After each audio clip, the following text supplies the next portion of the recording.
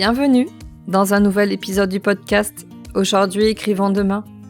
Le podcast qui met en lumière les acteurs du nouveau monde et favorise l'éveil des consciences. Je m'appelle Katia, je suis l'hôte de ce podcast. Et je suis la fondatrice de Redaxilv, une entreprise de rédaction pour les professionnels et les particuliers. D'un côté, j'aide les acteurs du nouveau monde à se raconter et à se rendre visibles en rédigeant leur contenu sur le web et les réseaux et en leur donnant la parole sur ce podcast. Et de l'autre, j'aide les particuliers à écrire leur biographie. Les témoignages, c'est mon dada. À travers ce podcast, je vous propose de découvrir comment des humains engagés et conscients participent aujourd'hui à la construction du monde de demain, le nouveau monde. Ils aspirent à un monde plus juste et plus respectueux du vivant. Ils se préoccupent des humains, des animaux et de l'environnement dans lequel ils évoluent et favorisent leur mieux-être. Tels des colibris, ils apportent leur pierre à l'édifice. Ils sont le changement que l'on veut voir dans le monde. Tous les lundis, je mets en ligne une nouvelle interview d'un acteur du nouveau monde pour que vous puissiez connaître son histoire et son talent, comprendre qui il est, ce qu'il fait, comment il est arrivé à faire ce qu'il fait, savoir ce qu'il apporte à ce nouveau monde. Je vous embarque avec moi le temps de cette rencontre en toute authenticité et humilité. Aujourd'hui, je suis avec Frédéric de la Forêt d'Émeraude. Coucou.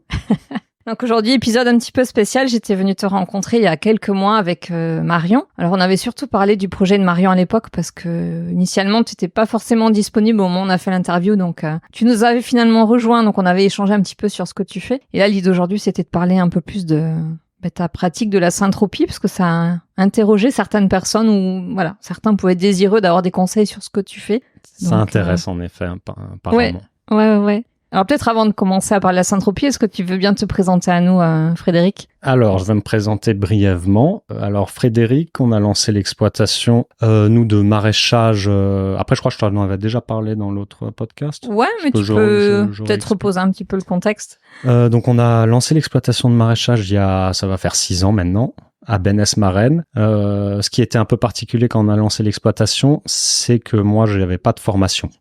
Donc, je t'ai pas précisé ça la dernière fois, mais en fait, j'ai pas fait de BPREA. Donc, c'est quoi, c'est la formation officielle ? C'est la formation officielle agricole, oui, pour faire une exploitation en tant que chef d'exploitation. Après, t'en as d'autres, hein, mais dans différents corps. Mais pour s'installer et acquérir des terres, normalement, avec cette formation, on est prioritaire. Sinon, c'est compliqué. Il y a la SAFER, il y a pas mal de trucs. Et trouver des terres et s'installer en commençant en fait une exploitation comme ça, c'était quand même assez compliqué. Donc on l'a fait, mais je pense que niveau pourcentage, il y en a vraiment très peu qui arrivent à le faire, quoi.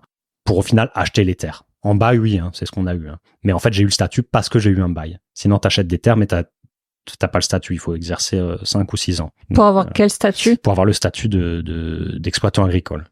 Donc après, ça, tu le demandes à la MSA, mais il faut que tu aies des terres, tu vois, pour avoir ça se mord la queue, en fait. Il faut avoir des terres pour demander le statut, et pour avoir les terres, il faut le statut. C'était assez compliqué au début, ouais. Ouais, non, c'est.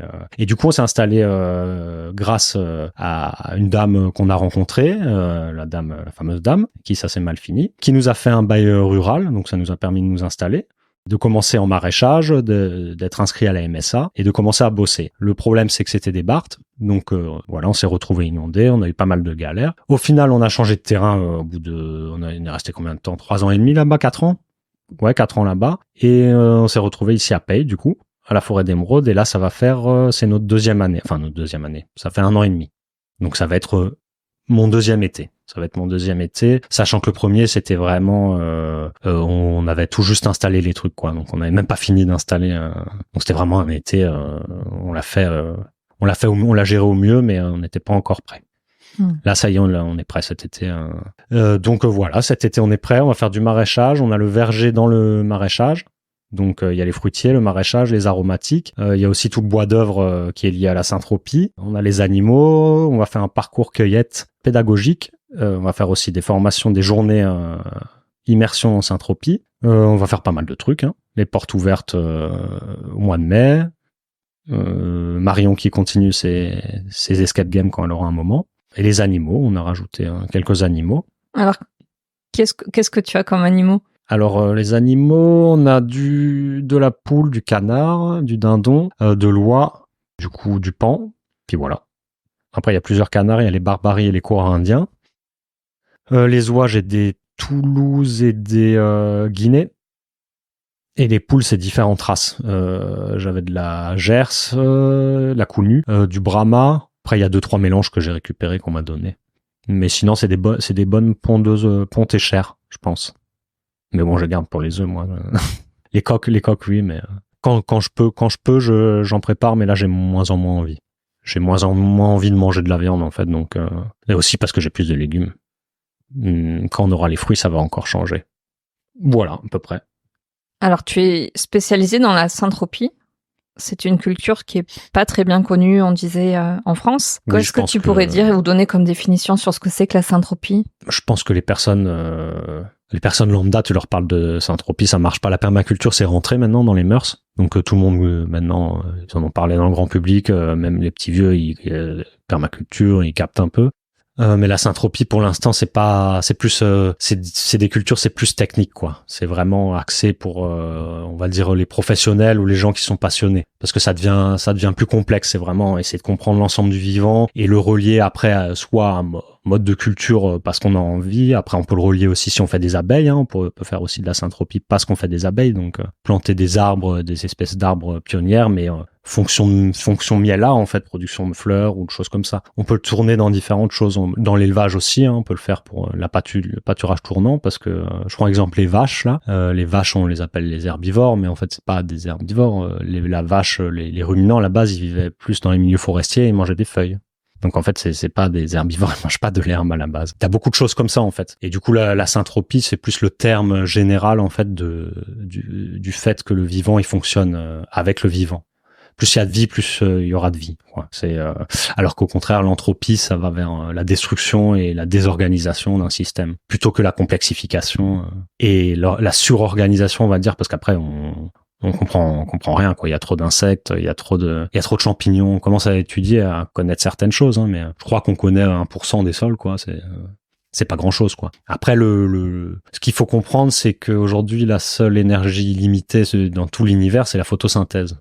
Et les seuls qui sont capables de faire ça, c'est les descendants c'est des cyanobactéries, en fait. Les cyanobactéries, c'est les algues, en fait, ceux qui captent faire de la photosynthèse. Nous, on est des cyanobactéries, à la base, hein, ça a évolué. Et les végétaux aussi, en fait, hein. Donc, en fait, tout ça, c'est des organismes qui sont capables de faire de la photosynthèse. Nous, les humains, non, on n'est pas capables. Donc, du moins, c'est pas prouvé, entre guillemets. Enfin bon, on n'en sait rien. Mais les végétaux, oui. Et elles fabriquent du bois.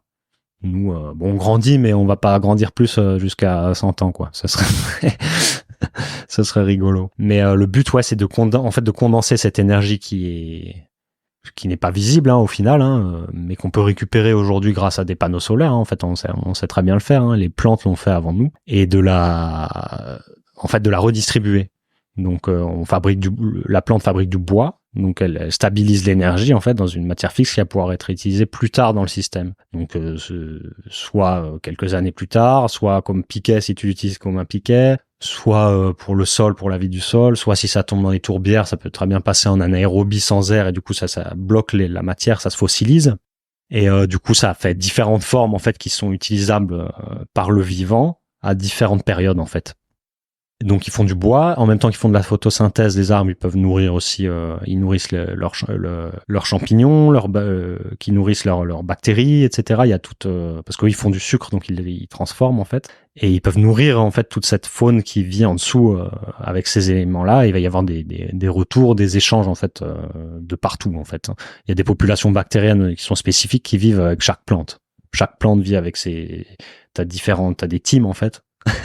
T'as des teams bactériennes et il y a plusieurs teams des fois même souvent même sur une plante. Je sais pas combien il peut y en avoir d'ailleurs. Je vais regarder après vite fait. Je regarderai, mais il y en a beaucoup. Hein. Il peut y en avoir une centaine, 150, 200. Donc ce qui fait que quand t'as plusieurs plantes, t'augmentes ton potentiel bactérien fortement. Du coup, t'augmentes la capacité en fait des plantes et des bactéries à récupérer des minéraux, des résidus par exemple nocifs de métaux, d'hydrocarbures, de plein de choses, à les stabiliser ou alors à faire des échanges si c'est des choses positives, du potassium, du manganèse, plein de choses, et à faire les échanges et pour que tout le monde en fait bouffe à sa faim en fait, bouffe à sa faim et qu'il y ait un équilibre qui se crée. Et le système est très bien fait. Le but de la syntropie, c'est justement d'abonder dans ce système, de récupérer un maximum d'énergie pour le redistribuer. Plus il y a de vie, plus il y en aura. Avec l'énergie, c'est pareil. Donc après, ça fait beaucoup de morts aussi si tu tailles beaucoup, mais après ça recommence parce que du coup il y a beaucoup de nourriture, etc. Donc c'est un cercle vertueux et il y a des potentiels dans les zones où il y a beaucoup d'eau, de précipitations. On a quand même des potentiels qui sont assez poussés. Contrairement à des zones plus sèches où là ça devient compliqué. C'est pour ça que c'est mis en place sur les îles et notamment tout ce qui est Amérique, Australie et les Caraïbes. Après la Réunion, ils sont très poussés aussi. J'ai vu en Polynésie aussi. Donc il y a pas mal de trucs. Il y a pas trop d'infos françaises. Ça commence à arriver. Beaucoup de gens se penchent dessus maintenant. Parce qu'il y a 2-3 personnes qui ont commencé à en parler sur les réseaux. Après, ils prennent ça comme base de données, mais je pense qu'on est vraiment au tout début. Il faut pas prendre de base de données, il faut faire des essais avec différentes graines, différents sols, différentes essences, différentes tailles. Appliquer différentes tailles sur les arbres, parce qu'on parle aussi de taille des arbres. Dans la syntropie, en fait, on parle de perturbation. On met une plante, on vient la perturber la plante d'à côté. Et elle, donc c'est-à-dire on la perturbe, on la coupe, et la biomasse restituée au sol, elle va nourrir le sol, et le fait de la couper, si tu la tues pas complètement, en fait, tu vas stimuler à côté, si elle est mycorhizée, si elle est connectée aux autres, ça va stimuler l'autre plante ou la vie du sol, et puis ça va la faire pousser plus vite en fait. Donc ça stimule, on va dire que c'est un stimuli. Mais aussi il y a des phénomènes d'hormones, donc t'as des acides, non c'est des acides, ouais, c'est les gibérellines. Et en fait, ça sécrète des acides aussi. Les gibérellines, c'est des acides qui font que la plante, elle va avoir une division cellulaire plus rapide, il me semble. C'est la multiplication cellulaire. Ça doit être relié à quelque chose comme ça. Du coup, elle pousse plus vite, quoi. Il faut plus de photosynthèse, plus de captation. Et après, t'as des paramètres comme ça qui rentrent en compte, quoi. Donc, on peut planter très, très dense, tailler beaucoup. Tant qu'il y a de l'eau, tant qu'il y a de la photosynthèse que ça pousse, plus on plante, plus on coupe, plus on taille, plus ça pousse, quoi. Est-ce qu'il y a une manière particulière de planter ? Une manière particulière, en fait, pour les récoltes, si on veut on est obligé de continuer à faire quelques lignes, quand même. On peut s'amuser, mais après, ça devient vite compliqué. Parce que quand on produit comme ça, après, c'est vrai que c'est complexe. Mais après, on peut s'amuser, des petites surfaces, ou si on est plusieurs. L'idéal, la forme idéale, je sais plus le nom de cette forme.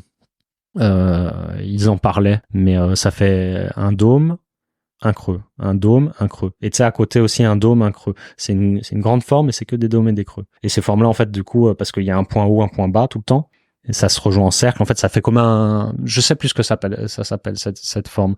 Et puis, du coup, ça crée des courants. Parce qu'il y a une zone qui va être au soleil, et une zone qui va être à l'ombre. Donc après, ça va faire qu'il y a des courants qui descendent et qui remontent. Donc il va y avoir une circulation d'air permanente, même s'il n'y a pas d'air.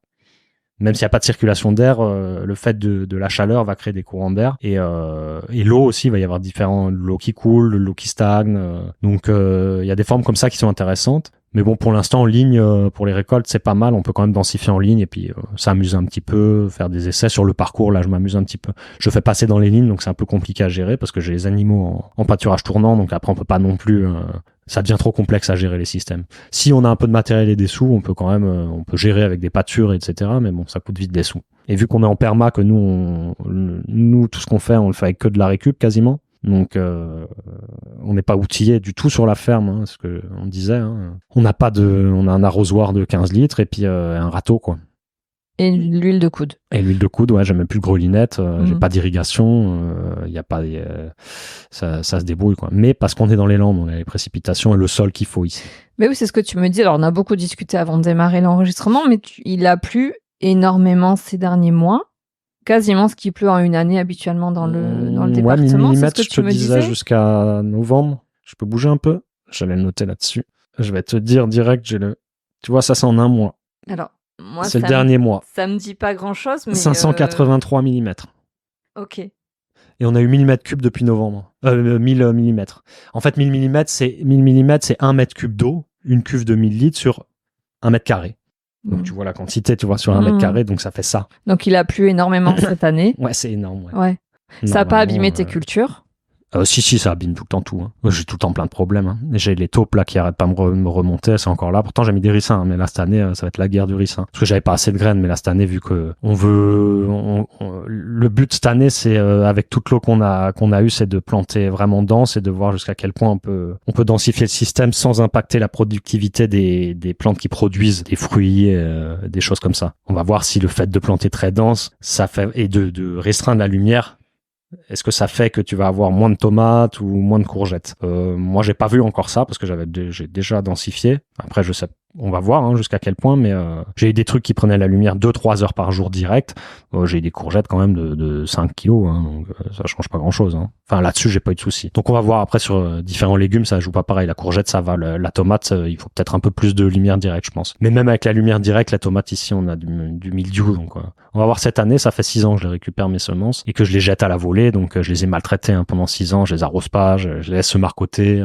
Donc, on va voir cette année ce que ça donne sur ces variétés de graines que j'ai gardées et si ça me repousse les taupes qui me font des dégâts, parce que j'ai les taupes, j'ai les oiseaux, j'ai les chiens qui des fois qui font n'importe quoi, une poule qui sort, tu vois, enfin il y a j'ai quand même pas mal tu fais un semi-direct, tu sais que tu vas pas avoir les 100%. Quand j'ai une levée à 90%, je suis super content, quoi. Parce qu'il y a pas il y a forcément une taupe qui vient faire un trou dans ta levée, donc après t'as un trou dans ta ligne. C'est pas en godet, tu vois, donc les trucs, si c'est en godet que tu le mets qui fait déjà 20 cm, il y a une taupe, c'est pas grave, tu peux tu rappuies. Mais quand c'est la graine qui germe, ça te bousille. En semi-direct, c'est compliqué à gérer. Les adventices, les herbes qui poussent, plus les intrusions d'oiseaux, de toute la faune qui s'est en train de s'installer, en fait, qui a pas trouvé de stabilité parce que le jardin est en train de se créer. Donc les nids sont pas encore faits, les zones de passage sont pas encore fixes, les nouvelles espèces arrivent, il va y avoir une adaptation, une installation de tout le vivant, et après elles vont avoir des habitudes et elles vont se calquer aux miennes. Donc si la taupe elle fait un trou tout le temps au même endroit et que je viens l'embêter, au bout d'un moment elle va aller à un autre endroit. Mais il faut qu'elle trouve son espace, qu'elle ait à bouffer aussi pas loin, etc. Quelle est l'utilité des taupes? Ça aère le sol grandement. Ça mange plein de trucs qu'il faut pas, et ça te remonte en fait la matière organique du dessous au dessus. Donc ça t'enfouit un peu de matière organique. Après, t'as des orties qui poussent, du coup. Donc c'est important d'en laisser quand même sur son terrain. Ah oui, Ouais. il faut des... d'ailleurs, il y a pas mal de... En France, je sais pas si elles sont protégées, mais il me semble. Les rats-taupiers, non, peut-être pas. Les campagnols, non plus. Parce que ça pullule. Mais les taupes en elles-mêmes, je crois que je suis pas sûr que t'aies le droit au piégeage. Je sais pas. Si, peut-être au piégeage, mais pas de... Je sais pas, faudra regarder. Peut-être pas en France, mais dans d'autres pays, oui, j'avais vu. Enfin, quand tu dis protégé, ça voudrait dire qu'on n'aurait pas le droit de les tuer, par exemple? Ouais. Oui. En France, on peut faire, je pense que c'est pas protégé, parce que là, j'ai vu il y a pas longtemps, ils ont déglingué des renards aussi, là. Enfin, c'est un peu, t'as des trucs qui tournent. Tu vois, si on a le droit de faire des trucs comme ça en France, c'est pas tout de suite que, pour l'instant, là-dessus, on n'a pas trop compris. Mais forcément, ils sont là parce qu'il y a plus d'espace, plus de forêt, beaucoup de bétonisation, pas mal de choses comme ça, mais le problème c'est que quand il y aura plus d'espèces, c'est ce qui se passe ici. Nous, quand on lance des trucs, on a tous les problèmes parce tu lances un oasis en fait pour toutes ces espèces. Ce qui fait qu'en fait ça explose, ça nous pose plein de problèmes à nous parce qu'il y a plus d'espace comme ça, plus assez. Donc elles viennent là, elles te défoncent tout. Donc il y en a, ils font de la perma, ils disent voilà, c'est mort. Les espèces, tu te fais tout défoncer quoi. Si tu fais faire confiance aux vivants, c'est bien, mais les oiseaux, quand t'as des fruitiers, ton verger, si tu lui mets pas des filets, tu vas te faire défoncer tes fruits, etc. Il y en a trop, il y a plus rien à bouffer. Donc le but c'est d'en avoir beaucoup au kilomètre carré. Si on est plusieurs à faire ça déjà, et que tu mets des arbres, même tu te balades avec des noyaux, tu les jettes sur le bord de la route, et il faut faire ça. Parce que petit à petit, ça va leur faire à bouffer, ils vont nous foutre la paix, ils vont se multiplier, etc. Moi ici, j'ai mis sur le verger, pour l'instant, déjà là, on n'est pas clôturé, ça fait 2 ans, j'ai planté tout le verger, loin de là, mais j'ai planté une grosse partie, et j'ai pas eu de biches qui sont rentrées me bouffer les troncs, j'ai de la chance, parce que sinon c'est foutu. Ça vient de te gratter le tronc, ton arbre il est mort. Donc là, je touche du bois, j'ai pas eu de soucis là-dessus. On verra après pour les oiseaux, s'il faut que je mette un filet, mais je pense pas parce que c'est tellement diversifié, tellement dense, tellement à bouffer. L'année dernière, j'ai produit tellement de potirons, j'en ai laissé plein dans le champ. Ça a fait à bouffer pour les animaux ce qui fait qu'elles m'ont laissé quand même certains trucs m'ont laissé mes semis de printemps beaucoup plus cool cette année. Les mulots qui rentraient dans la serre et tout cette année un peu moins parce que j'ai laissé plus de bouffe. Donc ça petit à petit après ça met 3 ans à peu près.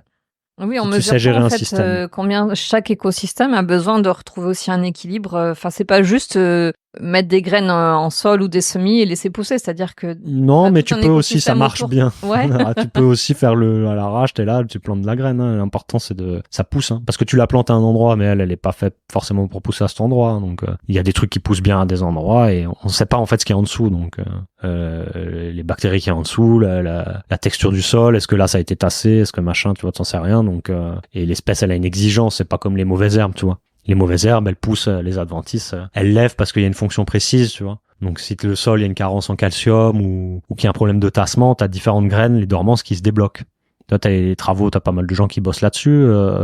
Dussert qui a fait un livre, Gérard Dussert qui a fait un livre, un beau livre d'ailleurs dessus sur les plantes bio-indicatrices. Et en fait, comme ça, tu vas sur ta prairie et puis tu calcules les pourcentages en fait de plantes qu'il y a. Donc si c'est 60% de graminées, t'as un peu de trèfle des différents trucs. Et puis il faut que ce soit marqué quand même. Hein. C'est pas parce que t'as un rumex à un endroit que là il y a tel truc. Ça, oui, mais il faut que c'est vraiment qu'il y ait une zone où il y a que des rumex. Là, t'es sûr de ça. Un rumex, c'est de l'oseille, c'est ce qui pousse, ça fait des grandes feuilles, c'est ce qui pousse, ça fait une grosse racine pivot et ça t'éclate le sol. C'est super utile, quoi. Pour moi, c'est une des plantes les plus utiles. Mais bon, quand ça pousse, c'est que le sol est tassé et qu'il y a d'autres soucis, quoi. Mais il faut la laisser agir. Donc tu les laisses agir, elles font leur boulot aux endroits. Et avant que ça monte en graines et que ça se multiplie trop, tu les coupes. De toute façon, en général, c'est des bisannuels, donc ça vient une année sur deux. C'est pas pour rien. Peut-être pour te foutre la paix ou parce que la nature dans le vivant, ça s'inscrit et elle veut plus être trop invasive ou alors que, je sais pas. Enfin, les dormances, ça c'est, les plantes qui sont annuelles, bisannuelles, ça a dû être des réglages, je pense, dans la génétique pour pas que tout le monde prenne la place sur tout le monde, tu vois. Il y a toujours un équilibre hein, qui arrive. Sauf quand les espèces introduites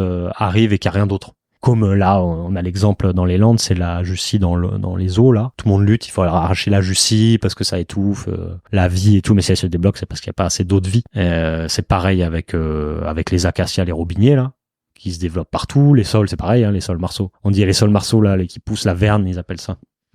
C'est super utile. Et pourquoi ça pousse dans les Landes? Parce que les Landes, en fait, c'est des sols, ils épurent pas bien, en fait. On est sur du plat et puis c'est inondé, hein, c'est complètement hydromorphe. Donc t'as beaucoup de résidus épais qui s'accumulent, notamment les hydrocarbures, parce qu'il y a beaucoup d'industries, de voitures. On se rend pas compte, hein, mais les voitures tous les jours partout, c'est de la pollution de ouf, hein. Pourquoi il y a des sols? Parce que c'est un arbre qui est même capable, j'ai vu, d'épurer des hydrocarbures. Donc c'est peut-être pour ça qu'il domine ici depuis longtemps. Peut-être pour ça qu'il y avait plus avant c'était des zones et plus d'autres choses comme ça, il me semble. Je vais pas regarder trop, mais tu vois, tout a une fonction en fait. Hein. Tout a une fonction et tout est très bien fait, très bien organisé. Il faut juste apprendre à bosser avec. Puis après, franchement, le retour, il se fait. Bon, des fois, il faut attendre et c'est un peu long quand tu fais 2 forêts en l'espace de 6 ans.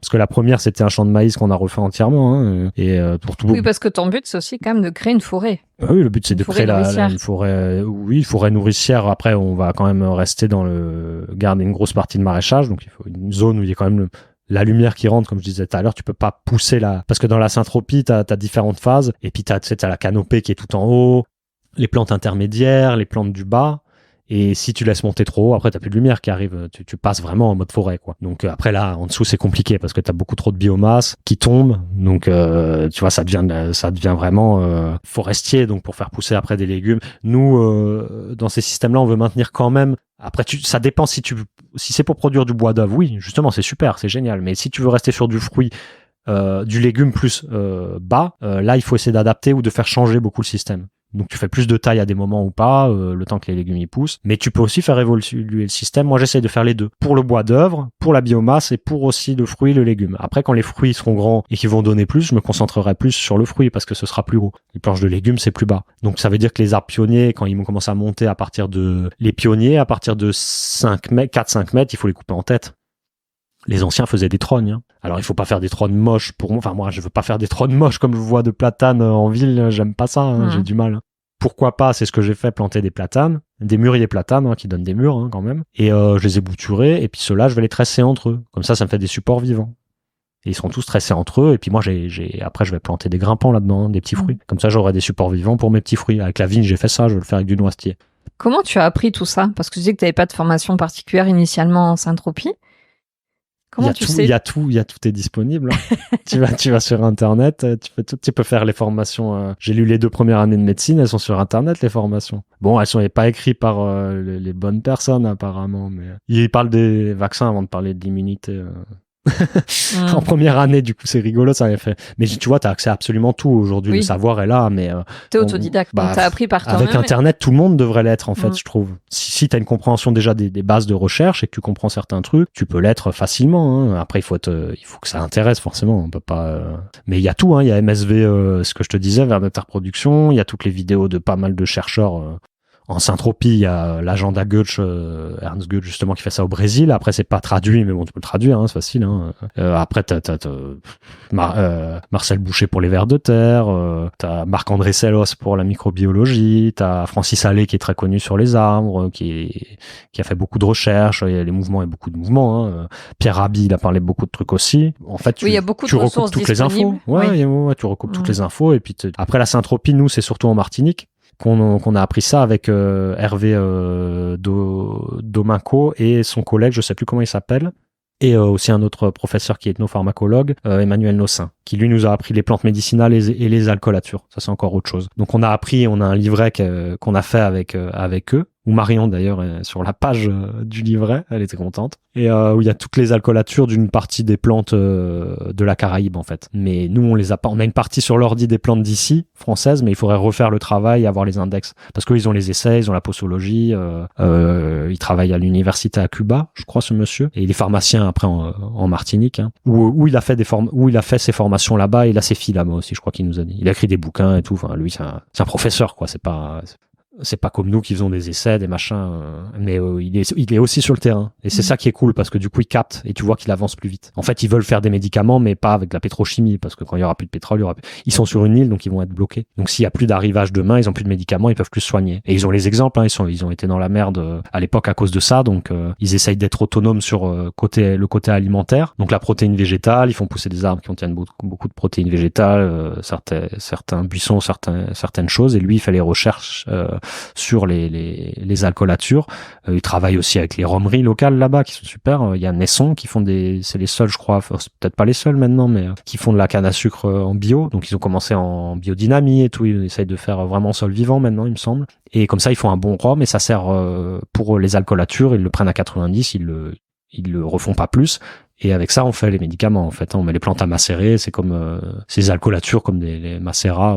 Et après, avec ça, on fait des microdosis qu'on redilue et après ça vous fait des alcoolatures et c'est l'extraction des substances médicinales des plantes par l'alcool en fait, parce qu'on a une extraction qui est à 99%, contrairement à la tisane où c'est 7 à 10%. Après avec l'eau tu retires l'information de la plante par le biais de l'homéopathie, donc c'est encore autre chose, mais t'as différents moyens en fait, hein, donc après t'as certains trucs, hein, pour la guérison. On peut si on aborde le sujet, j'ai découvert il y a pas longtemps, mais c'est par rapport au macérat. Il y a Eric Pétiotte qui fait des travail sur le paramagnétisme justement, et il parle des macérats. Il dit très bien que quand une plante elle est malade, pour soigner la plante, lui il prend des macérats de plantes sèches plus. Après quand c'est pour l'entretenir et lui donner un petit coup de tac, lancer la microbiologie, il prend des macérats frais. Et pour nous ça doit être le même principe, c'est-à-dire que les infusions de tisane de feuilles sèches, c'est quand t'es malade. Et en prévention, tu fais des infusions que tu vas cueillir de feuilles, parce que t'as le vivant, t'as le paramagnétisme qui est là dans la feuille que tu viens de cueillir. Alors est-ce que tu peux expliquer ce que c'est que le paramagnétisme? Parce que tu me l'as expliqué en aparté, mais ceux qui nous écoutent ne savent peut-être pas. Après, je suis pas très renseigné là-dessus, mais c'est quelque chose qui m'a paru de très logique et c'est complètement pertinent, parce que quand tu fais de la lactofermentation, tu le sais, c'est des bactéries qui sont très positives pour nous, qui fonctionnent avec le vivant. C'est très énergétique. La lactofermentation, oui, c'est le même principe, hein, en fait. Hein, tu fais une macération, mais sans air de plante, en fait. Et avec ça, tu relances une énergie vivante, parce que la plante est vivante, donc elle n'a pas eu le temps de se faire attaquer. Et le paramagnétisme, en fait, c'est je sais pas. Alors, je saurais pas l'expliquer clairement, mais je pense que c'est la capacité à quelque chose de vivant, un être vivant, quel que soit l'être, à interagir bien avec son environnement. Donc, il se sent bien, il est adapté à son environnement, il va pouvoir interagir, réagir, tu vois, se stimuler, se réparer s'il a une attaque, communiquer, différentes choses, je pense. Je pense que c'est dans cet ordre-là. Donc, je travaille aussi avec ces recherches-là, hein, bien sûr, hein, on les intègre. Bon, il faut des bidons pour tester les macérats, mais bon, après, tu peux faire avec les fougères, pour soigner quand tu as des soucis, pour aider. Après, tu apprends à observer les plantes aussi. Il parle de la compartimentation. Quand tu as une plante qui est malade, tu vois, elle a fait ce qu'on appelle un abandon cellulaire. Donc, elle a fait les feuilles, elle a les petites cellules qui font de la photosynthèse. Et il y a une partie, elle a attaqué, il y a un champignon dedans qui se développe. Elle va abandonner et elle compartimente, en fait, le champignon autour. Elle refait comme nous, quand on fait une croûte. Et quand elle fait ça, déjà, ça veut dire qu'elle a appris. Elle a appris et elle arrive à guérir. Et nous, on voit ça direct, il faut détruire maladie et tout. Non, là, elle a appris la plante, donc il faut Déjà, c'est bon, c'est un bon signe. Et c'est des choses comme ça, en fait. Et une plante qui est plus paramagnétique, elle va réussir plus à apprendre ces choses-là. Leurs essais, je crois qu'ils portent plus sur les vignes et choses comme ça. Aussi sur beaucoup d'autres trucs, hein. Il parle beaucoup de l'eau. Mais bon, il a été refoulé, hein, ce monsieur. Je crois qu'il habite en Suisse. Enfin, c'est mal reçu. Plus maintenant, on commence à s'y pencher. Mais en fait, le fait que moi je prenne toutes ces infos, en fait, demandait d'où ça vient. Mais en fait, ça a commencé sur les réseaux quand nous, on s'est installés. Là, il commençait à y avoir Vers de Terre Production qui se lançait leur première vidéo, bon, ils en avaient d'autres avant, mais ça commençait à cartonner, en fait, tous les trucs. Et en fait, vu que l'algorithme était là et que des nouveaux chercheurs, des nouveaux gens, la chaîne Permaculture machin, par-ci par-là, il y avait plein de monde qui faisait plein de trucs. Et du coup, vu qu'on a évolué avec, bah, ça rentre tout seul, quoi. Vu que nous, en plus, on se lançait on était là-dedans. Donc, moi, les recherches, si je peux éviter de me faire bouffer mes trucs par les limaces et comprendre comment la limace, elle fonctionne, bah, je vais écouter la gestion holistique de la limace avec Hervé Covès pour capter un peu mieux. Et puis après, je vais au jardin observer parce qu'il a beau dire un truc, chez moi, c'est peut-être différent. Parce que, tu vois, on sait pas. C'est pas parce que chez toi, c'est comme ça que... Donc, c'est intéressant et t'apprends tout en permanence, en fait. Hein. Après, pour parler tu veux quelques chiffres? Mais si tu veux, dis-nous. Pose-moi une question avant et après je te sors. Non, je voulais te demander comment tu t'es venu à la culture syntropique. Ça vient de Martinique, comme je t'ai dit. Mais c'est parce que c'était un choix au départ pour toi. Enfin, tu t'es intéressé volontairement à ce type de culture ou par hasard tu t'es retrouvé en Martinique et t'as découvert que ça existait? Moi, j'étais passionné par le vivant. En fait, donc je me posais déjà des questions sur les plantes, la capacité des plantes à pousser, la médecine des plantes, etc. Et on était en stage, en fait, on est tombé en woofing au jardin des papillons avec Hervé là, et qui eux faisaient de la culture syntropique. Et je crois qu'ils parlaient aussi un peu de phytorémédiation, phytoépuration, donc l'épuration des sols par les plantes, justement parce que là-bas les bananeraies elles sont contaminées avec le chlordécone et des molécules qui sont persistantes, donc ils essayent de faire en sorte que ça reste pas 10 000 ans dans les sols, quoi. Du coup, ils font des associations, ils regardent aussi un peu avec ça, etc. Et on avait aussi le professeur en parallèle qui faisait la médecine des plantes et on a été il nous a pris en covoiturage, en fait, il nous a amené au stage et on est allé au stage avec lui, on est resté 3 jours là-bas. Du coup, on a échangé, après ça nous a lancé dans les jardins, les bananeraies, les tomates, ils sont aussi en perma, donc ils font de la récup de bambou, ils les font flotter dans l'eau, après ils les mettent dans des grosses cuves en cire d'abeille qu'ils ont récupéré, qu'ils font chauffer, et après le bambou, tu peux le garder 20 ou 30 ans sur les îles, quoi. C'est un moyen de traitement qu'ils le gardent super longtemps. Donc ils font plein de choses comme ça, ils avaient fait leur biogaz avec la sargasse aussi. Donc ils avaient récupéré des grandes cuves de citernes de camions énormes qu'ils avaient transportées dans le jardin. À l'égyptienne et tout à la main, là-bas ils sont motivés, hein, ils ont déplacé des containers à la main et tout, ils nous ont fait on a halluciné quand même là-bas, mais c'est super bien parce qu'ils sont ensemble, ils sont vachement positifs et c'est des chercheurs, quoi, qui font des essais, hein. Lui c'est un chercheur suisse, hein. Il travaillait avec Goethe à la base et puis lui est parti au Brésil et après son collègue est venu ici, enfin en Martinique. Oui, Goethe, c'est celui qui a vulgarisé ou... Ouais, c'est celui qui a créé la notion de syntropie dans les termes actuels, lui. Après, la syntropie, on en fait depuis la nuit des temps. Hein. Les Amazoniens, ils ont retrouvé dans les sols de la planète des matières... les mecs qui amenaient de la matière organique. Et ça s'est recouvert et en faisant des carottages, ils ont retrouvé à 10 mètres de profondeur de la matière fossilisée. Comme quoi, il y avait eu des apports répétés de matière organique qui datent en fait de je sais pas combien d'années en fait. Donc ces techniques-là se font depuis. Oui, il a juste mis un nom dessus, quoi. Voilà, exactement. Donc là-dessus, mais là-dessus tout est à faire. Hein, et encore la littérature. Tu vois, si t'allais sur la chambre d'agriculture ou l'association d'agroforesterie, les sites un peu publics, on va dire français, il y a 5 ans, tu notais ça, il y avait rien dessus. Là, aujourd'hui, ils ont tous mis la définition. Ils l'ont fait il y a 2 ans, je crois. Ça c'est récent. Bah ouais, c'est récent. Moi, j'étais déjà là-dessus. Quand on est rentré de Martinique, je faisais des recherches, on trouvait rien du tout. Enfin, on trouvait 2-3 machins, mais du coup, moi, j'ai fait des essais avec les graines que j'ai ramenées de là-bas, parce que là-bas, ils ont beaucoup de graines. Hein. Ils ont les ricins, c'est top. Il y a plein de trucs là-bas. Hein. Moi, ils travaillent avec les bombazas, des choses comme ça, les bananiers, forcément, mais ici aussi, même si on n'a pas de bananes, en termes de biomasse, le bananier, c'est super, quoi. Tu fais pousser, c'est gorgé d'eau, tu coupes ça, tu mets sur le sol, c'est de la bonne matière organique, quoi. Donc, qu'est-ce qui t'a donné envie, toi, de te lancer dans cette culture-là, alors qu'il y avait peu d'écrits en France, peu de cultures peut-être déjà existantes, peu de moyens? Peu de moyens, c'est clair, mais en fait, nous, on recherche l'autonomie, notre autonomie, en fait. Parce qu'aujourd'hui, on est responsable de rien, on vit, mais on s'occupe de rien. Ce que je disais tout à l'heure, hein, on veut s'occuper de tout, de l'eau, et on est tous en toilette, les gens sont en toilette normaux, donc on continue à faire nos besoins dans de l'eau potable. Déjà, faut revenir aux bases, s'occuper des trucs de base qui nous concernent. Donc déjà, si on peut prendre notre eau en charge de A à Z, déjà c'est pas mal. Nos déplacements, ce serait bien, mais c'est encore compliqué parce qu'il y a que des grandes routes, plus de chemins ruraux, on peut plus circuler. Enfin, c'est tout est fait pour. La nourriture, qui est une grosse part du truc, parce qu'on est dépendant, on veut manger plein de trucs différents aussi. On veut des fromages à raclette et tout. Hein, même moi, hein, je suis à fond. Mais bon, si tu veux faire plein de trucs, il faut en fait le faire toi. Et là, tu vas comprendre en fait, c'est pas naturel, parce que si tu veux du fromage, du machin, du truc. Si tu vis dans une grosse communauté où tout le monde le fait, mais quand tu dépasses en fait un certain nombre dans les communautés, ils ont remarqué, je crois que c'est Pierre Rabhi qui avait fait je crois que j'avais entendu ça, ou je sais plus qui parlait de ça, et c'est jusqu'à 100 personnes, 100, 150. Après, ça commence à être trop. On veut trop de choses, on veut allier trop de choses, et du coup, ça fait des problèmes. Parce qu'on n'a plus le temps, ou parce que machin fait plus de pain, donc il va être un peu plus à l'aise, parce qu'il a plus de pain à échanger, tu vois, si on était dans le troc. Donc il faut garder, quand même, il y a un seuil de cohérence, je pense, qui est important à garder. On peut s'occuper de certains trucs, mais pas de tout. Après, il va falloir qu'on fasse des concessions. Mais je pense qu'on peut continuer à vivre comme aujourd'hui, entre guillemets, avec un certain confort, comme tu vois ici, sans avoir trop de soucis pour régresser. Parce qu'en fait, on a tellement produit jusqu'en maintenant, même si on arrête maintenant de tout produire, on a encore de quoi consommer pendant 30, 40 ans. Donc, on aura le temps de régresser, mais il faut commencer déjà par faire des toilettes sèches, ce sera déjà une bonne base.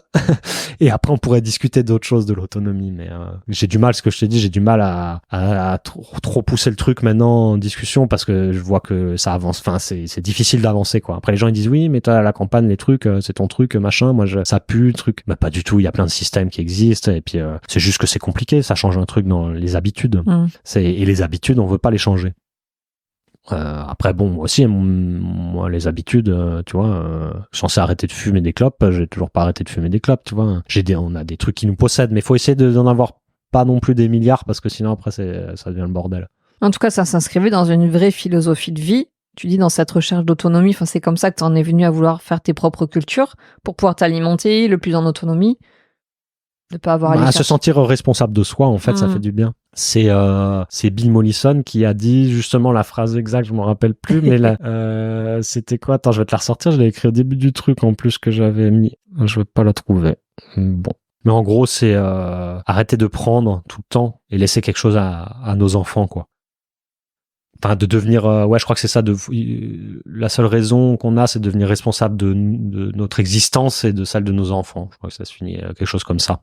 Et il a raison, hein. Mais bon, c'était pas le seul à le dire. Hein. Parce qu'en fait, si t'es moins responsable, on peut te prendre plus de choses. Donc, et puis moi, je trouve ça, enfin, c'est hors de question, quoi. Là, tout ça, on l'a construit tout seul, là, depuis que, enfin, tout seul. On a la famille derrière qui nous a aidés de fou, hein. Sinon, on aurait arrêté ou on serait allé faire ça dans un autre pays, hein. Parce que c'est pas possible ici, hein. Tu t'installes, tu te fais taxer. Vous n'êtes pas beaucoup aidé dans votre démarche. Il n'y a aucune aide. Moi, j'ai pas eu le BPREA, donc j'ai pas les aides à l'installation. J'aurais pu les demander au début, mais personne vient te voir pour te dire que t'as le droit. Et tu peux pas faire des milliers de papiers, tu peux pas tout apprendre la gestion d'une exploitation agricole au chef d'exploitation. Enfin, c'est quand même une formation. Il y a de la comptabilité derrière. Il faut faire des études de marché, des trucs comme ça. Tout ça, on l'a appris sur le tas, quoi. Et personne vient t'aider, te dira, t'as le droit à 10 000 euros si tu t'installes. Mais bon, pour avoir ces droits, il faut faire quoi? Il faut acheter des équipements neufs pour avoir des remises. Donc les équipements, t'as un pourcentage sur ces équipements neufs, mais c'est des équipements neufs qui restent quand même plus chers que les trucs d'occasion que tu trouves. Ou alors faut faire un crédit. Mais tout ça est fait pour te faire un crédit, pour que tu rentres dans le système, et après, tu deviens malheureusement esclave des magasins après, hein, de tes acheteurs. Hein. Mais c'est pas normal. C'est pourquoi c'est les acheteurs qui sont esclaves des producteurs. C'est le monde inversé, quoi. Celui qui a l'or, en fait, c'est celui qui va acheter l'or. Aujourd'hui, on vit à l'envers, en fait. Hein. Ils ont bien fait de mettre les panneaux à l'envers, les agriculteurs. Non, mais c'est vrai, hein, là-dessus, si on part de ce principe. Donc, quel conseil tu donnerais à quelqu'un qui aurait envie de s'installer comme toi? Faut faire un BPREA, hein, c'est plus facile. Hein. Mais bon, il faut pouvoir le faire avant. Après, tu peux te faire financer par Pôle emploi, de toute façon, les trucs. Mais il vaut mieux faire ça pour avoir les aides. Et il faut gratter les aides au début si tu peux quand même un peu. Parce que quand tu dois investir 50 000 euros dans une entreprise, même si tu les as mis de côté, après, tu t'investis, tu démarres, et t'as zéro, quoi. Et on vient quand même te demander des sous alors que tu viens d'investir et que tu démarres, que t'as pas encore de revenus et qu'il faut que tu achètes des semences, de la terre. Nous, les maraîchers, au final, tous les producteurs de vivants, on avance les frais de une année. Et je parle pas de ceux qui lancent un verger, tu vois, tu plantes, t'as les récoltes 5 ans, 6 ans après, quoi. Donc, et les fournisseurs se servent avant.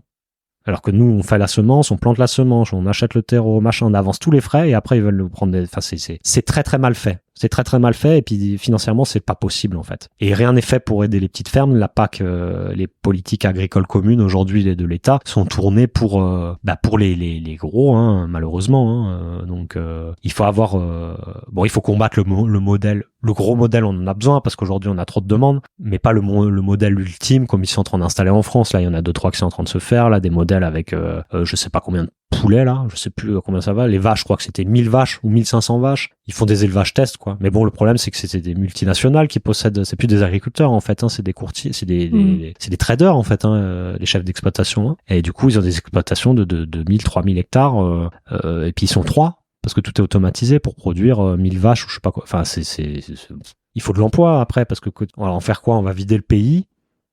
On va vider le pays et on sera 10 dans le pays à exporter et plus personne ne vivra dedans. Enfin, je sais pas, moi, ça me paraît un peu... Il faut avoir sacrément du courage pour se lancer comme tu l'as fait il y a 6 ans. Ouais, les gens, ils en ont du courage. Hein. De toute façon, tu le vois.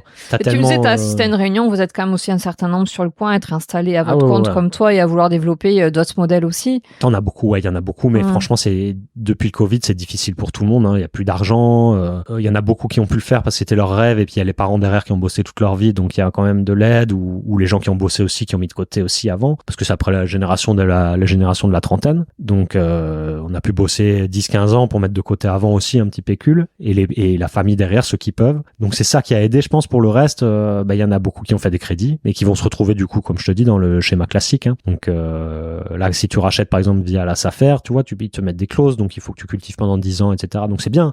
Mais si à un moment donné tu te casses la gueule malgré toi avec la pression de tous les trucs, vu que t'es pas aidé, j'espère bien qu'ils font un geste. Enfin, je sais pas, mais pour moi, ouais, c'est super compliqué. Hein. Franchement, on a eu ça fait beaucoup de coups durs nous parce qu'on a déménagé la ferme quand même. Donc j'ai planté un verger, hein, j'ai dû planter 600-700 arbres avec tous les autres. J'ai amené là-bas, bon, j'ai exagéré là-bas, j'ai saucé de matière organique, mais bon, j'ai amené 500-600 tonnes de matière organique. C'est énorme, tu vois, le travail qui a été fait. On a mis des clôtures, on a construit des bâtiments, les plots béton, enfin j'ai tout fait, moi je suis seul, hein, donc le hangar, les plots béton, tout seul, et tout enlevé pour recommencer ailleurs, c'est pénible, hein. Ça c'est pénible. Après tu vois, du coup j'ai un recul là-dessus, qui fait que je vois que quand même j'ai un sol qui est cool ici. Parce que là-bas, les inondations, mais qu'on a un sol même partout dans les Landes qui est quand même cool. Si t'es pas dans le caillasse ou complètement en bas. Quand tu dis qui est cool, qui est propice à ce genre de on a de l'eau, donc quoi que tu fasses, même si tu laboures un peu, machin, tu peux, derrière, tu vois, si tu remets du fumier, des machins, ça va repousser. Tu fais pas une dégradation à long terme, tu vois, comme des sols qui sont complètement foutus, tu vois, quand t'as des sols désertiques en Espagne, ou là, si tu fais une dégradation et que tu t'apportes pas ce qu'il faut, ça va jamais pousser, t'en as pour des années. Alors qu'ici, avec l'eau et la matière, ça va vite, quoi. Donc on peut quand même, tu vois, le labour ici, bon, c'est chiant. Enfin, c'est plus dommage dans les sols sableux, mais au final, tu peux le rectifier plus vite si tu fais un labour. Le problème ici, c'est vraiment les pesticides dans des sols sableux. Parce que là, ça stagne, ça reste et ça pollue vraiment tout. Il est pas retenu, il est pas vraiment aspiré, tu vois, si tu vas dans d'autres sols qui sont caillouteux avec beaucoup de matière organique, là, il est bloqué un peu, il part pas tout de suite dans les nappes ou tout de suite sur les plantes Ici, on peut polluer très vite quand même. Dans les sols landais, on devrait faire beaucoup plus attention, etc. Après, si tu as les plantes qu'il faut, tu peux épurer par les plantes, ce qu'on disait. Toutes les plantes épurent, hein, de toute façon. Toutes les plantes ont une fonction. On parle de plantes épuratrices, mais elles ont quasiment toutes une fonction épuratrice. Ou de recyclage, ça fait plein de trucs. Tout est magnifiquement fait. Tu as des plantes pour le cadmium, tu as des plantes qui recyclent le zinc. T'as des plantes, je te dis, pour les hydrocarbures, il y a trop de trucs, quoi. Elles font des hormones, là, l'acide, plein d'acides, là, les gibérellines, les salicylines, les salicyliques, là, pour faire les hormones de bouturage. Tu mets une branche de sol dans de l'eau, ça te fait une eau un peu visqueuse, comme ça, après. Et en fait, tu vois, même quand un potiron qui pèle, il fait cette petite couche, il fait une cicatrisation. C'est comme nous, avant qu'on fait un petit gras. T'sais. Et en fait, ça, c'est comme l'albumine, un œuf. T'as l'œuf et t'as le visqueux autour de l'œuf. Un spermatozoïde, c'est pareil. T'as le sperme, ce qui est visqueux. Toutes ces substances, en fait, qui contiennent et qui protègent la vie. En fait, pour que la vie, au début, elle est complètement à nu. Donc, il y a protection, une petite barrière extérieure, comme une cellule, hein. Le cytoplasme d'une cellule. Pareil, protection. Enfin, d'une cellule. On va parler d'un microzyma. Pour moi, c'est plus, les cellules sont des microzymas. Tout est des microzymas, mais t'as cette protection, en fait, qui englobe la vie, que tu peux t'en servir pour beaucoup de choses. Comme hormones, pour refaire des choses, C'est super intéressant, en fait, tu le vois, hein, de toute façon. Et je l'ai vu que ça faisait sur les potirons l'année dernière. Si tu les laisses qui poussent, qui sont mycorhizés, etc., ils vont, tac, même s'ils ont un petit trou, ils se faisaient bouffer, ils ont cicatrisé. Il y en a même qui étaient fendus en deux, ils m'ont fait une cicatrice avec un bourrelet. Une capacité, le potiron, c'est une capacité de cicatrisation impressionnante. Ça demande aussi d'observer énormément. Et qui sont en sol vivant, je pense, parce que si tu mets un potiron sur un sol travaillé avec des engrais, je suis pas sûr qu'il cicatrise comme ça. Il aura pas du tout les éléments qu'il faut pour justement, on parlait de magnétisme. Je pense que c'est, le potiron, je pense qu'il est un peu aliéné à ça parce que même dans du bois mort, le truc, il a cicatrisé. Enfin, c'est, ou alors il lui-même possède cette hormone. Comme un sol, quand tu vas le couper, qui va cicatriser super vite, qui va refaire une pousse. Mais bon, super intéressant, quoi, hein, tous ces trucs. Quels avantages tu vois à faire ce que tu fais avec ces cultures syntropiques? Les avantages, c'est qu'en fait, avec un râteau, un arrosoir de 15 litres et une personne, au bout de, franchement, bon, ici, on a un sol particulier, voilà, on a de la pluie, etc. Il y a les techniques qui sont à peu près, pas au point, je dirais, mais il y a quand même, l'année dernière, j'ai sorti 20 tonnes de légumes, j'avais même pas de fruits. Juste t'as un terrain qui fait combien pour faire une proportion? Beaucoup, t'as combien de cultures Là, cette année, je vais passer en tout, je vais être, je pense, sur 6000, 7000 maxi. En plein champ, 7000 mètres carrés de culture en plein champ. Bon, là, je vais remplir une partie. Je pense que sur les 7000, il y aura 2000 en potiron de nouveau, 1500. Donc, réellement, en légumes un peu compliqués, etc. Ça va être, 4500, 5000. Et après, j'ai 100 mètres carrés de serre, donc ça sert à rien la serre, quoi. C'est pour faire 3 semis. Mais bon, avec le verger, les petits fruits, la densification, terme sur 7000 mètres carrés, je pense qu'on va sortir 70 tonnes, hein. 70, 80 tonnes. Hein. Après, il faut les récolter, il faut pouvoir continuer l'entretien. Toi, tout seul avec ton râteau, ton arrosoir. Je sais pas. Déjà, 20 tonnes, ça fait quand même un peu de... Je pense que je peux faire le double. Je peux aller à 50 tonnes, peut-être tout seul. Mais après, c'est éparpillé, hein. C'est sur 7 mois, 7-8 mois. Donc, si tu calcules, mais c'est quand même bien parce que moi, j'ai investi cette année dans ma saison. On a calculé, j'ai investi 300 €. Donc, c'est rien du tout. Pour acheter des oignons, quelques bulbes d'oignons, des patates, de l'ail rose. Et le reste, c'est des graines que j'ai fait l'année dernière. Et plus ça va, plus je vais être autonome en graines, moins j'investirai. Parce que j'achète pas de terreau, j'achète rien. Donc en fait, c'est de la semence que je produis, je suis autonome sur ma saison. Donc moi, c'est que tu vois, j'ai plus de charges en fait. J'essaye d'enlever toutes les charges parce qu'on nous en impose tellement à côté qui sont déjà lourdes. Là, imagine, j'ai la MSA qui doit être 350 par mois normalement. Si j'avais un crédit, ce serait du même ordre, 300 par mois. Enfin, c'est un délire. Hein. Plus après les investissements de début de saison, parce que ça, c'est pas compris. Non, il faut racheter du terreau, il faut racheter des graines, plus les impôts. Enfin, il faut que tu gagnes 5000 € par mois, quoi. Si t'es un maraîcher, quoi. Personne gagne 5000 € par mois. Enfin bon. Donc, en enlevant une partie des charges, peut-être qu'on va pouvoir s'en sortir, tu vois. Et j'ai trouvé que ce moyen-là, hein. De diversifier, etc. Parce que si t'as un gel, t'as que des machins, t'as qu'une variété de trucs ou une maladie, t'as plus rien. Donc il faut s'assurer derrière. En fait, la diversification, ça va de soi. Hein, parce qu'il faut s'assurer un revenu, il faut avoir de quoi bouffer si t'as une canicule à 43 degrés comme on a eu là. Enfin, c'était ou alors de la pluie à des torrents. Donc t'as intérêt à avoir différentes choses et qu'on soit plusieurs. Hein. Là, on a la ferme à côté. Il y a travailler en fermes. Partenariat Pas en partenariat parce qu'on vient d'arriver. Chacun galère, comme je te disais, c'est compliqué. Le social, c'est le truc qui nous manque aujourd'hui. On commence à avancer sur beaucoup de trucs à notre époque, mais il va falloir vraiment dans les années qui viennent faire un effort sur le social parce que les gens, il y a un blocage. Il y a un blocage, il n'y a pas des formations de collectifs et tout, il y en a, mais pas tant que ça. Ça reste le modèle principal. Donc il va falloir avancer vraiment sur le social. Parce que nous, on a fait plusieurs marchés, hein. À chaque fois, ça prend pas, c'est compliqué, les gens, ils ont du mal à venir, ils appellent pas s'ils viennent pas, ou on sait pas, tu vois, et au bout d'un moment, on peut pas faire l'effort pour tout le monde, hein, pour les clients. Oui, parce que l'été dernier, vous aviez organisé un marché de producteurs locaux. Aussi, quand on était à Bénès, on a organisé même sur la place du village là-bas aussi, on avait fait. Après, il y a eu le Covid. Après, bon, la mairie, c'était pas trop chaud. Enfin, ils n'ont pas trop aidé non plus. Enfin, faut tout faire toi-même, sachant qu'on doit déjà tout faire nous. Donc, ils sont pas encore prêts, les gens. Mais quand ils seront prêts, en fait, on va dire qu'ils auront de l'atout parce que quand le jardin, on aura déjà planté, tout aura poussé, on aura plus de production. Si en plus on est nombreux à faire ça, il y a plusieurs fermes autour, on est plusieurs à faire ça, donc petit à petit, oui, on s'échange des trucs, tu vois. À être dans ce type de culture ? Non, pas dans ce type de culture. Bon, oui et non, parce que ils mettent des vergers aussi. Hein. Le collègue à côté, il met un verger aussi, il va faire quelques cultures entre, et puis on discute. Donc ils font pareil, tu vois. Ils rajoutent des arbres, on échange des boutures, et quand on sera nombreux, déjà, ça fera une grosse biodiversité.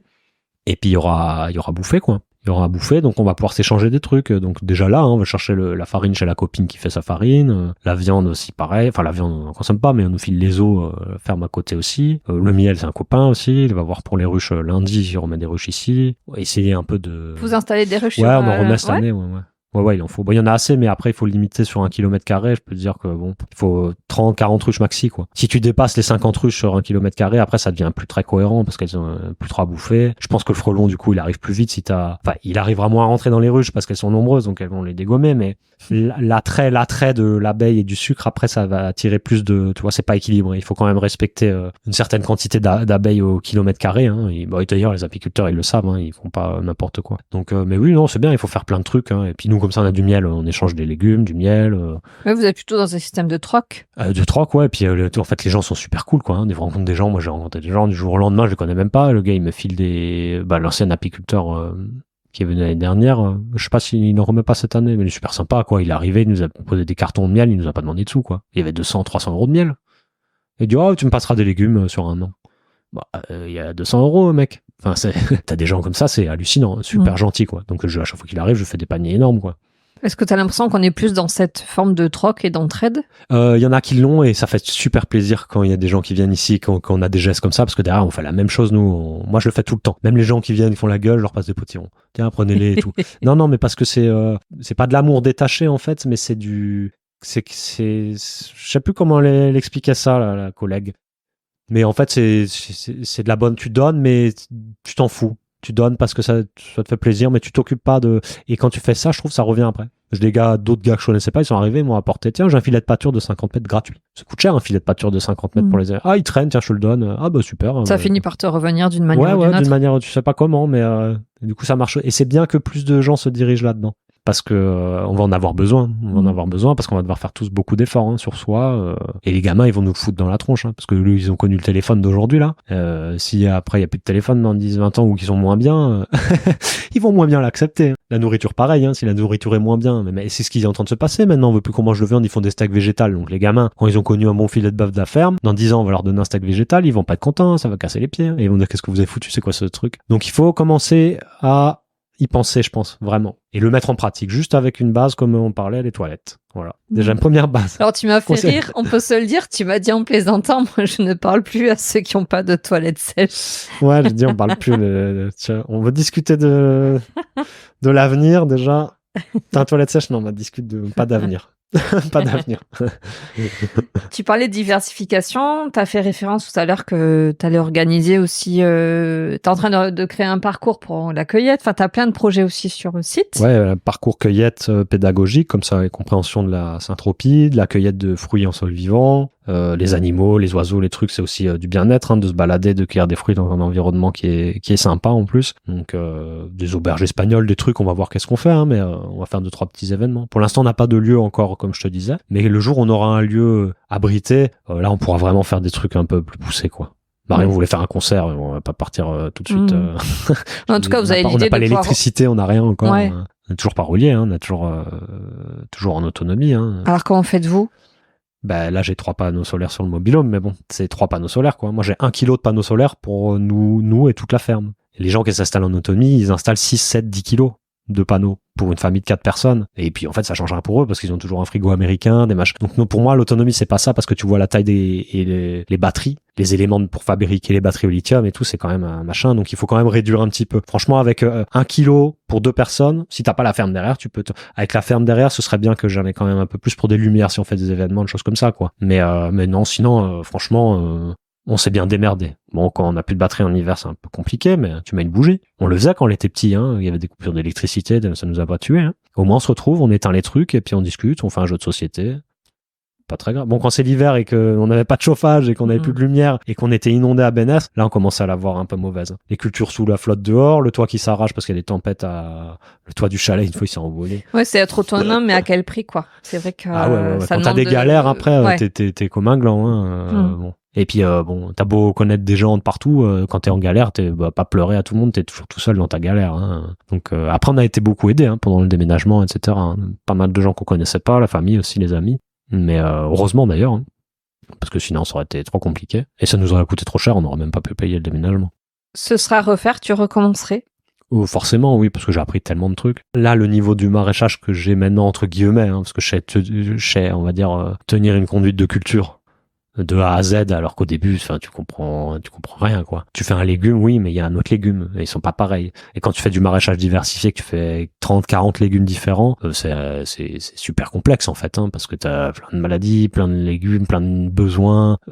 Les périodes de semis sont pas les mêmes, les trucs qui montent en graines, les trucs enfin, c'est vraiment super complexe, hein. Le maraîchage diversifié, pour moi, si en plus tu fais du verger, de la pépinière, c'est pas avoir plus compliqué, quoi, hein. C'est pour ça que tu veux transmettre aussi tes connaissances. Ouais, il faut en avoir, comme ça au moins tu agis moins et t'es plus dans la compréhension et essayer d'avoir un système vraiment sain et pur pour avoir moins d'agissement, quoi, parce que sinon il faut traiter par-ci, machin par-là, tutorer les tomates, c'est pour ça que je les laisse courir, moi, mes tomates, hein. C'est sûr que quand il fait un été gris, si tu les laisses courir, c'est pas top, tu vas essayer de les soulever un peu pour qu'elles s'aèrent, mais on dit parce que ça, la pluie, le mildiou, machin, oui, mais oui et non, et ça vient de l'intérieur, pas de l'extérieur, enfin bon, c'est toujours... T'as toujours des trucs, il faut pas trop chercher le problème. Je pense qu'il faut chercher la cause et la base. Et comme ça te dégage du temps, en fait, tout le temps. C'est ce qu'elles font dans la nature, c'est ce qu'ils font les plantes, hein, les animaux aussi, hein. Donc faire du biomimétisme. Tu vois, tout à l'heure, je voulais te donner quelques chiffres, j'en ai en tête. Oui. Tu veux que je te dise? Dis-moi avant. Ouais, vas-y. On parlait de la mycorhisation. Une plante qui est non mycorhisée, le système racinaire, tu vois, il doit être comme ça. Il doit faire 30-40 cm. Suivant les petites plantes, si c'est les petites plantes, des plantes basses, une plante qui est connectée à ses champignons, les surfaces, elles sont multipliées jusqu'à 500. Donc, tu imagines une plante, la racinaire fois 500. Donc, tu t'imagines pour l'eau, enfin, après, on nous parle d'irrigation, on parle même de différents éléments, de plein de trucs. Maintenant, on fait des recherches. Mais si tu pars de ce principe qu'une plante, elle est mycorhisée 500 fois et qu'il y a des échanges dans tous les sens, bah, en fait, ça court-circuite toutes les recherches qu'on fait. Parce que 500 fois, comment tu vas analyser quoi que ce soit? Tu dois prendre un rayon de 500 sur toutes les plantes qui sont mycorhisées. En fait, le système est trop complexe. Tu pars de ce principe et tu dis que les échanges, faut les amener vers le positif et le milieu sain. Et puis après, tu le constates sur les choses qui poussent. Mais 500 fois, c'est énorme. Et la biomasse du sol, on la connaît pas. Je crois que c'était aussi pareil, un autre chiffre. Je crois que c'est la biomasse des vers de terre sur Terre. Elle représente beaucoup plus que la biomasse, que tout le reste. En fait, la biomasse la plus importante sur Terre, c'est les vers de terre et les microbes. En termes de biomasse vivante. Microbes et vers de terre, je crois. Microbes, je crois que c'est 70%. Par là. Alors que c'est tout petit, tu vois. Mmh. Mais en fait, en biomasse, c'est... Donc en fait, tout vient du sol, quasiment. Donc les animaux, c'est pas grand-chose. Les animaux, ça doit être 2%, je crois. Et nous, je crois qu'on est même rien. Nous, 0,5%. Alors qu'on est, je sais pas combien, trop nombreux, apparemment. En termes de biomasse, non, parce que regarde... Bon, il y a plus d'épaisseur, hein, dans le sol qu'à la surface, donc tu peux en mettre plus si c'est en profondeur, mais bon, c'est intéressant d'avoir ces notions-là, tu vois, de temps de vers de terre en biomasse, etc. J'ai inscrit aussi sur mon écrit là, de pouvoir retenir, hein. Tout est déjà sur Internet, mais j'ai essayé quand même de tout rassembler, Ouais, de que ce faire une soit synthèse clair, de ces que ce connaissances-là. soit impactant, que tu vois que t'aies beaucoup de, il y a beaucoup de choses qui se rejoignent, hein. Alors, je t'ai déjà demandé quel conseil tu pourrais donner. Qu'est-ce que tu auras envie de dire par rapport à ta pratique et ton expérience avec le recul que tu as maintenant sur tes deux expérimentations, hein, entre Bénesse et ici? On va dire que maintenant, il y a beaucoup de... Tu vois, toutes les vidéos que je te disais, moi, j'ai appris avec, elles sont toutes sorties, il y en a vraiment beaucoup. Donc là, maintenant, si tu arrives maintenant, c'est vrai que c'est difficile, ça doit être difficile de faire le tri. C'est ce que je me disais. Donc repartir tranquillement avec des petites vidéos des youtubeurs qui présentent la perma, des trucs basiques, et y aller tranquillement et déjà capter ces trucs-là. Et après aller, après tu vas sur les chaînes Vers de Terre Production et puis t'écoutes, hein, il y a en heures de vidéo, je sais pas combien ils ont, non, mais il y a 1500, je pense 2000 heures de vidéo là-dessus. Enfin, je sais pas s'il y en a autant, hein, mais ce qui est sûr, c'est que j'ai fait au moins 600-700 heures de vidéo avec sur le truc. Et des conférences, des trucs il y a des gens, ils ont fait des énormes essais. Il faut regarder parce qu'il y a tout. Il y a tout. Et il faut faire des essais aussi. Après, faut pas mettre trop de sous quand tu fais des essais. Nous, on a fait ça avec 100 sous. Ben, heureusement, parce que quand tu casses la gueule, si t'as plus de sous, tu perds plus de sous. Donc, les erreurs, elles te coûtent plus cher. Alors qu'une petite erreur, si t'as fait de la récup et que la barrière, elle casse, c'est chier, mais bon, c'est de la récup. Ça, c'est important. Et ça, je l'ai beaucoup constaté, en fait. J'étais là, putain, mais tu vois, à Bénesse, si on avait monté une ferme plus sérieuse, entre guillemets, qu'on avait fait un crédit, gros hangar, grande serre, etc., en bail, là, je peux te dire qu'au tribunal, je pense pas qu'on aurait fait appel. On n'aurait pas dit oui, c'est bon, on est parti. Non, parce que derrière, s'il y a 100 000 euros d'investissement, des serres de montée, etc., non. Il y a un préjudice financier qui est énorme. Là, qu'on a fait de la récup, on pouvait pas le justifier. Voilà, mais on n'a pas perdu aussi grand chose en termes financiers. À part le hangar, parce que le hangar, ça m'a quand même, les plots béton, etc., monter, transport, c'est quand même un truc énorme. Mais sinon, ouais, c'est ça. faut faire petit quand on commence. 3 premières années, pas investir trop. Comme ça, petites erreurs, pas trop cher. Et après, quand on est sûr qu'on a commencé à avoir, tac, là, on fait un peu de sous. C'est ce qu'on va faire, nous, au final, et on aura, parce que vu qu'on enlève nos charges, on va avoir un peu plus de trésorerie vu que ça va produire. Et là, petit à petit, on pourra investir sérieusement et on aura l'expérience, donc on fera peut-être moins d'erreurs. Sur les maisons, c'est pareil, hein, quand tu construis une maison, si c'est ta première maison, tu peux pas faire des conneries, quoi. Mais bon, faut quand même en faire des petites avant, faire des cabanes avant de faire des maisons, pour pas que, vu que ça dure, tu vois. Voilà, quoi, un petit conseil. Est-ce qu'il y a d'autres informations que tu aimerais partager? D'autres informations, il y a plein d'informations hein, sur la syntropie, les champignons, les mycorhizations, j'ai parlé. Les règles générales, enfin, si tu devais Les règles résumer. générales, c'est qu'il faut manger du vivant. En fait, le sol vivant, moi je parle surtout du sol vivant parce qu'en fait, aujourd'hui, il faudrait qu'on appelle les cultures normales cultures sur sol mort, en fait. Parce que tout est travaillé, labouré et traité. Donc, pas forcément traité, mais même les gens qui sont en bio, on fait du bon maraîchage et tout, c'est bien. Hein, mais le problème, c'est que tu travailles. Donc, quand tu travailles ton sol, tu minéralises à chaque fois. Donc, tu perds. Ton sol, il a un potentiel de matière organique, hein, il est un contenant, et quand tu l'uses, après, il n'a plus rien. Et quand tu travailles, tu uses. Tu travailles, tu plantes, tu uses. Et après, en fait, on use, c'est du crédit hein, qu'on fait, qui normalement, c'est ce qu'on disait la dernière fois, je le disais à la radio là-bas, c'est du crédit qu'on fait sur le dos de nos enfants. Parce que notre sol, eux, ils vont manger ici. Donc ils vont pas on va pas faire importer de la bouffe des États-Unis pendant 200 ans. Donc ils auront besoin des terroirs, et les terroirs, il faut les maintenir fertiles. Donc important de maintenir la fertilité, de pas travailler les sols parce qu'on casse les mycorhizes. Et si tu pars du principe, tu travailles le sol, tu casses une mycorhize qui augmente la puissance, la surface de 500 fois, et après t'arroses, c'est complètement débile. Du coup, parce que normalement t'as 500 fois, donc en eau et en nutriments, t'as 500 fois la surface. Donc du coup ça sert à rien. Donc voilà, retrouver un peu de logique, je pense. Surtout ne pas travailler le sol. Même si tu vas le gratter à 10 cm en surface, c'est pas grave. Tu vas faire un trou c'est pas grave. Mais ne pas faire des labours à plus de 20 cm en retournant les couches, en faisant, ou le faire une fois ou deux, mais pas tout le temps répéter bêtement. Ouais, essayer de garder quelque chose pour les suivants parce que il va plus avoir trop de choses si on les maintient pas nous un petit peu. Oui, ça se régénère pas nécessairement en fait. Si tu laisses pousser, mais aujourd'hui on laisse même plus pousser. Hein. Donc, en fait. Si tu laisses pousser les herbes, oui, la matière organique se crée, elle retombe sur le sol. Mais quand on laisse pousser, c'est pour faire quoi? Du fourrage à la rigueur. On coupe, on prend le foin, et puis voilà. Après, ils sont censés laisser maintenant, il y a des trucs, il faut laisser en jachère, nanani, 1 année sur 3, mais 1 année sur 3, c'est pourri. Tu fais une jachère, il faudrait 1 année sur 2, c'est tout. Tu fais 1 an de culture, 1 an de jachère, 1 an de culture, 1 an de jachère. Là, je pense que tu stabilises. Enfin, je sais pas, j'ai pas d'analyse, mais quand tu vois, même moi qui ai apporté du bois, etc., là, pour l'instant, vu que c'est les premières années, ça pousse plus. Il y a plein de trucs qui poussent plus. Malgré que j'ai des animaux qui sont en pâturage tournant, les herbacées, les graminées, parce que le sol se tasse, vu que tu le travailles plus. Il y avait pas assez de plantes présentes sur place. Et, du coup, les champignons, t'as apporté beaucoup de bois. Les champignons, ils mobilisent l'azote qui est disponible, qui reste dans le sol pour décomposer ce bois. Et du coup, ça a des fins d'azote et les trucs, qui poussent plus. Donc, faut ramener donc tu fais des engrais verts, tu rapportes de la matière vivante, etc. Tu fais pâturer les animaux, ça ensemence. Tu vois, pas trop, parce que sur pâturage, ça fait le même effet. Hein. T'enlèves les plantes et hop, le sol, il prend le soleil, la pluie, trop de caca, trop d'ammoniac. Donc après, t'as trop d'excès c'est pas recyclé, c'est des nitrates. Prendre soin du sol, des arbres et des gens, des animaux.